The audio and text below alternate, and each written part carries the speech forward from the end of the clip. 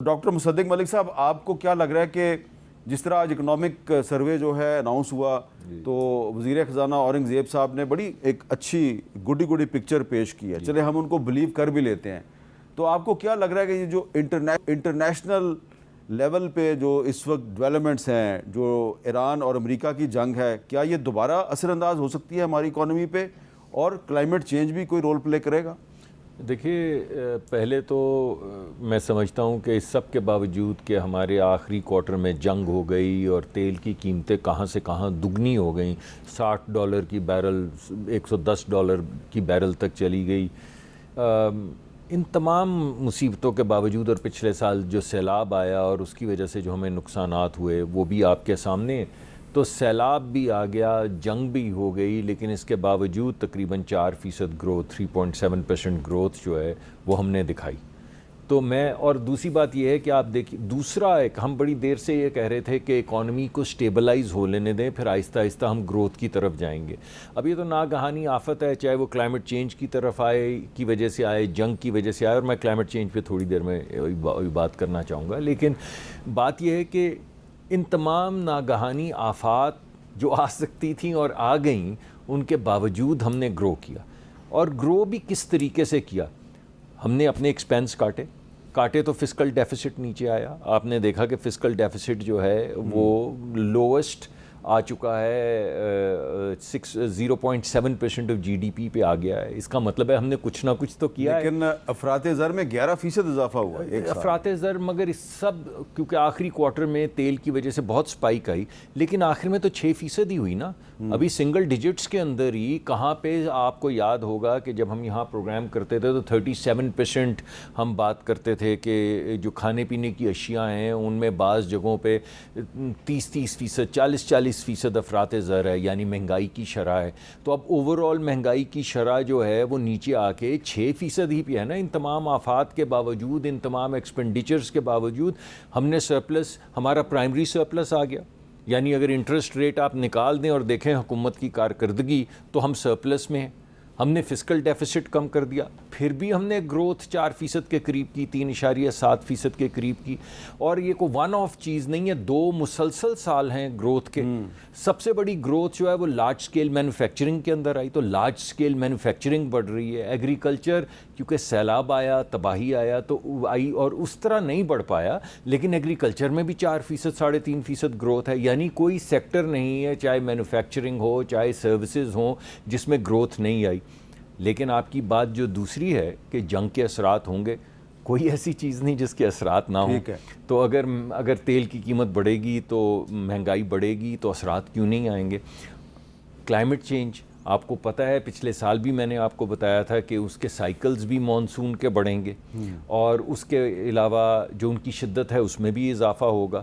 ویسے تو جیسے جیسے اس کے آپ قریب پہنچتے ہیں تو زیادہ آپ کو، تو ابھی یہ بات درست ہے کہ چند ہفتوں میں موسمیاتی تبدیلی میں شدت پیدا ہونے والی ہے؟ وہ گمان ہے، جیسے جیسے وقت قریب آئے گا۔ میں نے تو آپ کو پچھلے سال بھی کہا تھا کہ اگر آپ میکرو پکچر دیکھیں تو شدت میں اضافہ ہو رہا ہے، لیکن یہ بھی آپ ساتھ کے ساتھ دیکھیں جو آج اناؤنس ہوا ہے کہ پہلی مرتبہ تقریباً 51% پاکستان کی جو انرجی ہے، جو 45,000 میگا واٹ یا 47,000 میگا واٹ ہے، اس کا 51 نہیں ہوتا جی 51% جو ہے 51% جو ہے وہ کلین انرجی سے آ رہا ہے۔ تو اگر کوئی چیز ہو رہی ہے تو اس کے ساتھ ساتھ کلین انرجی بھی آ رہی ہے۔ ساتھ میں پچھلے سال جو پرائم منسٹر نے جو مانسون سے نمٹنے کے لیے منصوبہ بنایا تھا اور وہ دیا گیا تھا صوبوں کو، اس پہ عملداری جو ہے وہ اس پہ بعد میں بات کرتے ہیں۔ تو بیرسٹر عمیر نیازی صاحب، آپ کا تعلق ایگریکلچر سے بھی ہے، تو یہ بتائیں کہ یہ جو مصدق ملک صاحب نے بتایا کہ جی ایگریکلچرل گروتھ جو ہے اس میں بھی 2.9% گروتھ ہے، 2.9% اضافہ ہوا ہے، تو آپ کا پرسنل ایکسپیرینس کیا ہے؟ دیکھیں NDMA کی فگرز جو اٹھا کے دیکھ لیں، جس لیول پہ ڈیزاسٹر پاکستان نے فیس کیا ہے، یہ گروتھ تو ہو نہیں سکتی۔ اکنامک سروے آف پاکستان نے پچھلے سال بھی گدھوں کی تعداد بڑھائی تھی، اب پھر گدھے بڑھ گئے ہیں۔ بات یہ ہے کہ گراؤنڈ ریالٹی دیکھیں کیا ہو رہا ہے۔ دیکھیں گندم آپ کا سٹیپل فوڈ ہے، آپ نے وہ لوز کر دی ہے، آج اس کی شارٹ فال کیوں بنی ہے؟ اس کی پرائمری وجہ ہے کہ آپ کسان کو کھاد سستے ریٹوں پہ نہیں دے سکے. دیکھیں یوریا آج سیزن چل رہا ہے, 15,000 کی ڈی اے پی کی بوری چلی گئی ہے 18,000 پہ. اسی طرح یوریا کی شارٹیج, آپ اس کو ٹارگٹ ہی نہیں کر رہے. آپ نے 4 سالوں پہ آپ کہہ رہے ہیں کہ فسکل ڈسپلن ہم نے اچیو کیا ہے. دیکھیں اس فسکل ڈسپلن کی کاسٹ تو دیکھیں, آپ نے 4 سالوں میں 35,000 ارب اس عوام سے نکالا ہے, جو کہ پچھلے اگر اعداد و شمار دیکھیں کہ پچھلے 15 سالوں میں اتنا ٹیکس کبھی نہیں اکٹھا ہوا. مگر ٹیکس وہاں اکٹھا ہونا چاہیے جہاں ترقی بھی تو ہو رہی ہو نا. کراسپونڈنگ ترقی کہاں ہے؟ نہ کہیں لارج اسکیل مینوفیکچرنگ کی جس طرح سے بات کی, کون سی کوئی نئی انڈسٹری لگی. جو زراعت ہے, زراعت کا شعبہ مکمل طور پہ ٹھپ ہو گیا. آج جو پچھلے سال کی عید کی فگرز اور اس سال کی عید کی فگرز کمپیئر کریں, لوگ تو پریشان ہیں. ایک ایسٹیمیٹ کے مطابق 1 کروڑ جانور پچھلی عید پہ فروخت ہوا تھا. اس سال کہتے ہیں 60 سے 65 لاکھ خالی جانور فروخت ہوا ہے. تو 35 لاکھ جانور جس کسان کا, جس ذمہ دار کا نہیں فروخت ہوا, تو اس کی حالت زار تو دیکھیں. دیکھیں ہم بالکل لوگوں کو آخری دہانے پہ لے گئے ہیں. لوگ آج پاکستان, آپ پنجاب میں چلے جائیں, میجر ایریاز میں لوگوں نے جگہیں خالی چھوڑی ہوئی ہیں. کیوں چھوڑی ہوئی ہیں؟ کیونکہ کاسٹ ہی پوری نہیں ہوتی. لوگ ٹھیکوں سے بھاگ رہے ہیں. آلو میں جو لوگوں کے ساتھ ہوا, دیکھیں بارڈر بند کرنے کے چلیں مشکلات آئی ہوں گی, ٹھیک ہے, سمجھ آتی ہے, چلے لا اینڈ آرڈر کی وجہ سے آپ نے بند کیے, مگر کیا آپ نے کسان کے لیے کوئی آلٹرنیٹ بنایا؟ مطلب کوئی سوچ, کوئی اسکیم بنائی جاتی ہے کہ یار ہم نے اس کو کہیں تو کرنا ہے, آپ اس کے لیے کچھ ایفرٹ کرتے ہیں. آپ اپنی امپورٹ کی فگرز اٹھا کے دیکھ لیں. مطلب امپورٹ میں اگر دیکھیں, ایگری امپورٹس پاکستان $8 بلین کی کرتا ہے. ایک زرعی ملک کس طرح سے کر رہا ہے؟ کیا وہ ادھر سے ہم نہیں آئل سیڈز کی ریکوائرمنٹ پوری کر سکتے؟ کبھی کسی نے اس پہ فوکس ہی نہیں کیا. اب کلائمیٹ چینج کی جس طرح آپ بات کریں, کلائمیٹ چینج کے حساب سے کلائمیٹ ریزیلینٹ جس طرح سے انفراسٹرکچر بننا ہے, تو اس کو فوکس کریں. آپ کیا کر رہے ہیں؟ آپ انٹرنیشنلی بڑا اچھا نیگوشیٹ کر رہے ہیں. کیا آپ نے انٹرنیشنل ٹیبل پہ انہیں کہا ہے کہ ہم آپ کے درمیان گو بٹوین ہیں؟ مگر جو انٹرنیشنل کمٹمنٹس ہوئی ہیں کلائمیٹ فنڈ کے حساب سے, تو وہ تو کم از کم ہماری پوری کرا دیں. دیکھیں 1% ہمارا کاربن فٹ پرنٹ اس سے بھی کم ہے, مگر جو ڈیمیج ہو رہا ہے اس کا, وہ آپ کے جو ہے نا بلینز آف ڈالرز کا انفراسٹرکچر کا نقصان سالانہ ہے. اچھا مصدق ملک صاحب, اس میں یہ جو ایک ریالٹی ہے, اس سے تو ہم انکار نہیں کر سکتے کہ نہ تو ایکسپورٹ بڑھی ہے اور نہ ہی فورن انویسٹمنٹ میں کوئی اتنا بڑا اضافہ ہوا ہے. تو اگر ایکسپورٹ نہیں بڑھ رہی اور فورن انویسٹمنٹ بھی نہیں بڑھ رہی, تو ہماری اکانومی گرو کیسے کرے؟ جی دیکھیں, پہلے تو میں ایک کوالٹیٹیو بات کرنا چاہتا ہوں. کیا میرا تو آپ کا پرانی دوستی ہے, آپ بلاتے ہیں, بڑی آپ کی شفقت ہے, میں آتا ہوں یہاں پر. 2 سال پہلے ہم یہ بات کر رہے تھے کہ پاکستان بینکرپٹ ہوگا یا نہیں. ہاں, ڈیفالٹ کر جائے گا. جی ڈیفالٹ کر جائے گا.